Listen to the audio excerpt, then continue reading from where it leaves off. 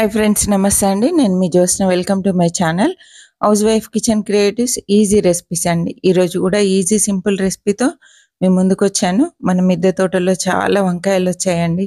దాంతో నేను ఈరోజు సింపుల్ కర్రీ చేయబోతున్నా. వంకాయ టమాటా కర్రీ చాలా హెల్దీగా టేస్టీగా ఎలా చేసుకోవాలో ఈరోజు నేను టిప్స్ షేర్ చేయబోతున్నా అండి. స్కిప్ చేయకుండా చివరి వరకు చూడండి. నచ్చిన ప్రతి ఒక్కరు లైక్ చేయడం మర్చిపోవద్దండి. తప్పకుండా లైక్ చేయండి. ఓకే అండి, మంచి రెసిపీని స్టార్ట్ చేసుకుందాం. నేనైతే ఒక 1/2 kg వంకాయలు తీసుకొని ఉప్పు నీళ్ళల్లో ఇలా పొడుగ్గా కట్ చేసి పెట్టానండి. ఫ్రెష్ వంకాయలు ఇవి. ఒక కడాయి తీసుకున్నాను. స్టవ్ ఆన్ చేస్తున్నాను. స్టవ్ ఆన్ చేసి కడాయి వేడయ్యేంత వరకు ఆగి వేడైన తర్వాత ఇందులో ఒక 2 టేబుల్ స్పూన్ల వరకు ఆయిల్ వేసుకుందామండి. మరి ఎక్కువ ఆయిల్ కాకుండా కొంచెం చూసి జాగ్రత్తగా వేసుకోవాలి. ఆయిల్ తక్కువ వేసినప్పుడు ఎలా వండాలనేది కూడా ఈరోజు నేను షేర్ చేయబోతున్నా అండి. ఆయిల్ చక్కగా వేడైన తర్వాత ఇందులో కొన్ని ఆవాలు, కొంచెం జీలకర్ర వేసేసుకోవాలి. ఆవాలు, జీలకర్ర ఈ తాలింపు వేగిన తర్వాత ఇప్పుడు తరిగి పెట్టుకున్నటువంటి ఉల్లిపాయలు, తర్వాత కూరకు సరిపడా పచ్చిమిరపకాయలండి. పచ్చిమిర్చి కారం మాత్రమే వేస్తున్నాను. మీరు తినే కారాన్ని బట్టి పచ్చిమిరపకాయలు వేసుకోండి. నేనైతే ఒక 3 పచ్చిమిరపకాయలు వేసానండి. కొంచెం కరివేపాకు వేసేసి చక్కగా ఫ్రై చేసుకోవాలి.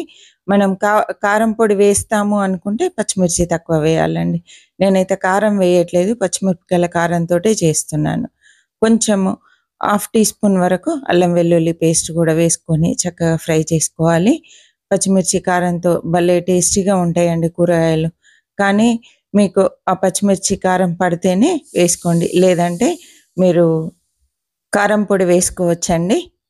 ఇదే పద్ధతిలో కారం పొడి కూడా వేసి చేసుకోవచ్చండి. కొంచెం ఫ్రెష్ మెంతాకు కూడా వేసుకొని ఇలా ఫ్రై చేసుకోవాలి. మీ దగ్గర మెంతి లేకపోతే కసూరి మెంతి అయినా వేయండి. కసూరి మెంతి లేకపోతే స్కిప్ చేయండి, పర్వాలేదు. ఉంటే మాత్రం ఫ్రెష్గా మెంతాకు వేసుకోండి.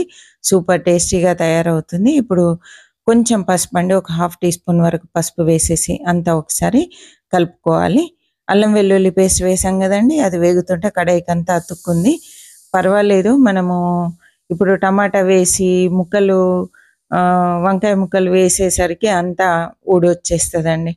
ఇప్పుడు ఒక టమాటా చిన్న ముక్కలు కట్ చేసి వేసాను. పండింది, ఎర్రగా పండిన టమాటా వేసుకోవాలండి. ఇది కూడా తాలింపులో కొంచెం ఫ్రై చేయాలి. ఇలా చేయడం వల్ల టమాటాలో ఉండేటువంటి నీరు తగ్గుతుందండి. తర్వాత టమాటా కూడా మెత్తగా చక్కగా ఉడికిపోతుంది. అందుకని తాలింపులో వేసాను. ఇప్పుడు చక్కగా వేడైన తర్వాత టమాటా అంతా కొంచెము మగ్గినట్టు అయ్యేంత వరకు ఉంచాలి. ఇలా ఉంచిన తర్వాత ఇప్పుడు మనం తరిగి పెట్టుకున్న వంకాయలు ఇందులో వేసేయాలండి. అన్ని వంకాయలు ఇందులో వేసేసి చక్కగా పైనుండి రుచికి సరిపడా సాల్ట్ 1 టీ స్పూన్ వేసానండి.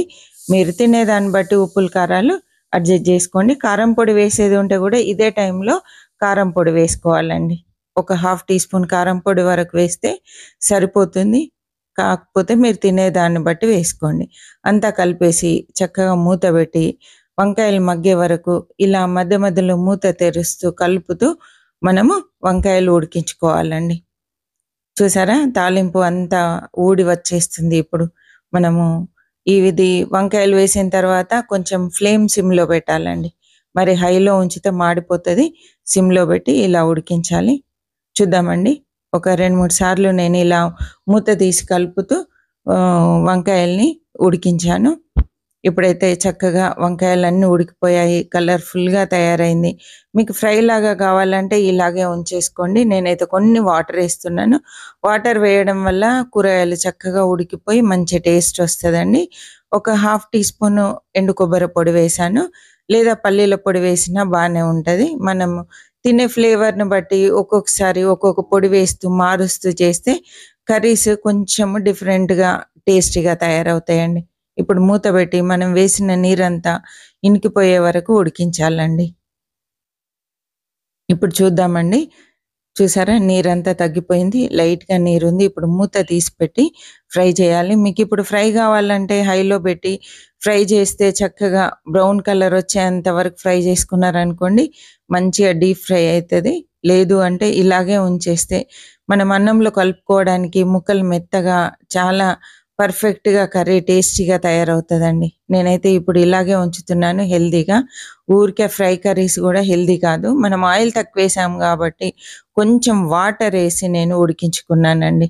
నీళ్లు వేయడం వల్ల చక్కగా ఉడికిపోతుంది. నూనె ఎక్కువుంటే నూనెలోనే ఉడుకుతుందండి. కానీ నూనె తక్కువ వాడాం గాబట్టి ఇలా వాటరేసి ఉడికించాను. చక్కగా కొత్తిమీర జల్లి ఇలా అంతా కలిపేసుకొని, స్టవ్ ఆఫ్ జేసి సర్వింగ్ బౌల్‌లోకి తీసుకోవడమే. చూసారు గదండీ! Simple easy recipe. ఇదైతే రైస్‌లో, చపాతీలో, దోసలోకి గూడా అద్భుతంగా ఉంటదండి. మేము దోసలో గూడా ఇలా కూరగాయలు ట్రై జేస్తూ ఉంటాం. కొబ్బరి పొడి వేసాం గాబట్టి సూపర్ టేస్టీగా ఉంటది. చపాతీ, పూరీలోకైతే అద్భుతంగా ఉంటదండి. సాంబార్ పక్కన ఇప్పుడైతే కొంచెం సమ్మరొస్తుంది గదండీ! పచ్చి పులుసుతో ఈ వంకాయ కర్రీ సూపర్‌గా ఉంటదండి. పచ్చి పులుసు రెసిపీస్ గూడా మన ఛానల్‌లో ఉన్నాయి. కావాలంటే ఒకసారి చూడండి. ఈ రెసిపీ మీకు నచ్చినట్లయితే మీ ఫ్రెండ్స్‌కి, రిలేటివ్స్‌కి షేర్ జేయండి. అదే విధంగా కొత్తగా చూస్తున్న వాళ్ళు ప్రీవియస్ వీడియోస్ చూడండి. నచ్చితే బాగున్నాయి అనిపిస్తే అప్పుడు సబ్స్క్రైబ్ జేసి, పక్కనే ఉన్న బెల్ ఐకాన్ ప్రెస్ చేసి అందులో ఆల్ అనే ఆప్షన్ సెలెక్ట్ చేయండి. అప్పుడు నేను పెట్టే ప్రతి వీడియో మీకు నోటిఫికేషన్ రూపంలో రావడం జరుగుతుందండి. మరి ఒక మంచి రెసిపీతో మళ్ళీ కలుద్దాం. అప్పటి వరకు సెలవండి. చివరి వరకు చూసినందుకు thank you so much. Happy cooking అండి. ఎంజాయ్ హెల్తీ ఫుడ్ అండి.